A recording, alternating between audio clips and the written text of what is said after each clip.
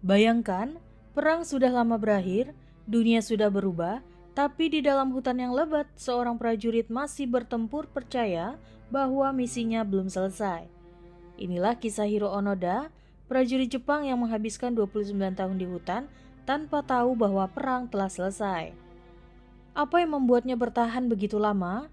Bagaimana akhirnya dia menyerah? Yuk simak lengkap cerita berikut.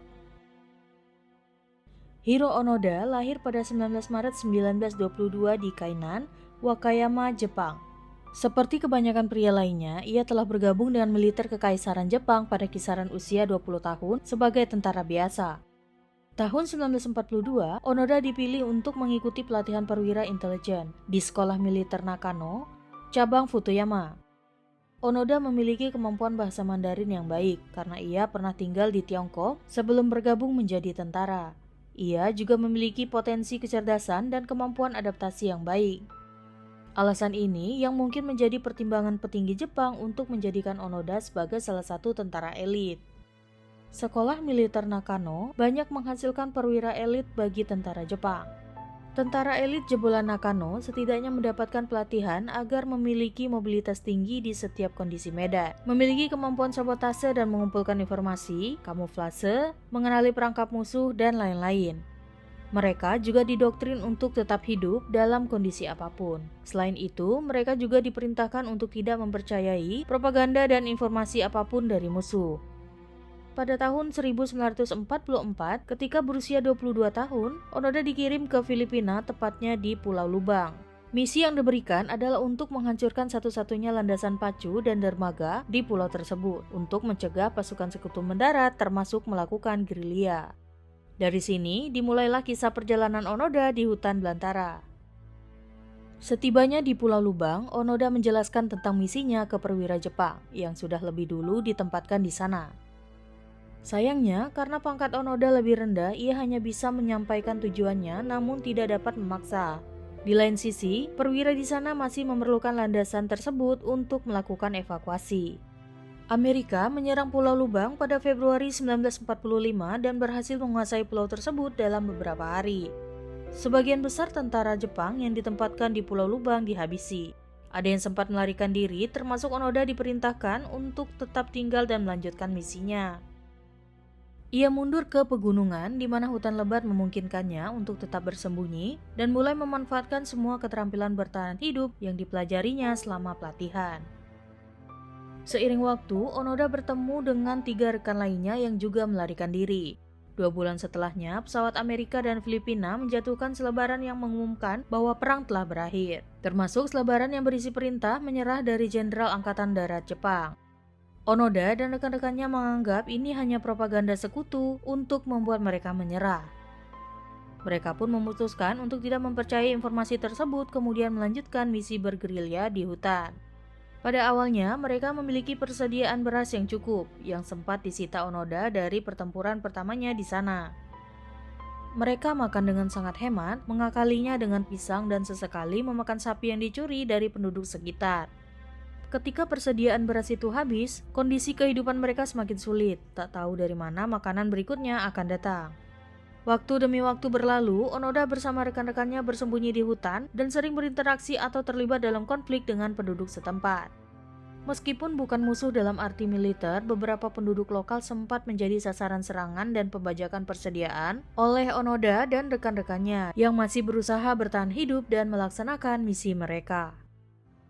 Selain itu, pasca perang pasukan Filipina masih berupaya untuk mengusir sisa tentara Jepang yang masih ada di negara mereka.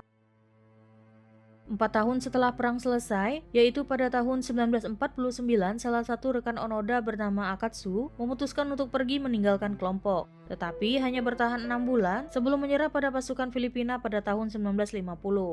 Akatsu kemudian ditangkap oleh militer Filipina, ia tidak dihabisi tetapi justru dipulangkan kembali ke Jepang. Kepergian Akatsu menambah rasa paranoid Onoda dan rekan-rekannya, terutama takut jika ia membocorkan informasi penting tentang keberadaan mereka. Ia dan 2 temannya yang tersisa tidak mempercayai siapapun, menganggap penduduk lokal dan orang asing sebagai musuh potensial. 2 tahun pasca kedatangan Akatsu di Jepang, upaya penarikan tim Onoda kembali dilakukan tahun 1952 dengan mengirimkan surat beserta foto-foto dari keluarga Onoda dan sisa rekannya. Mereka menganggap itu palsu dan memutuskan untuk tidak mempercayai informasi tersebut. Mereka masih bertekad menyelesaikan misi. Mereka tetap teguh pada prinsip bahwa tidak akan kembali hingga ada perintah langsung dari atasan. Mereka terus berperang entah dengan siapa. Dengan melakukan gerilya, penjarahan, dan makan secukupnya, mereka sejauh ini telah berhasil bertahan selama kurang lebih 8 tahun. Namun, Onoda harus kembali kehilangan satu rekannya lagi, yaitu Shimada.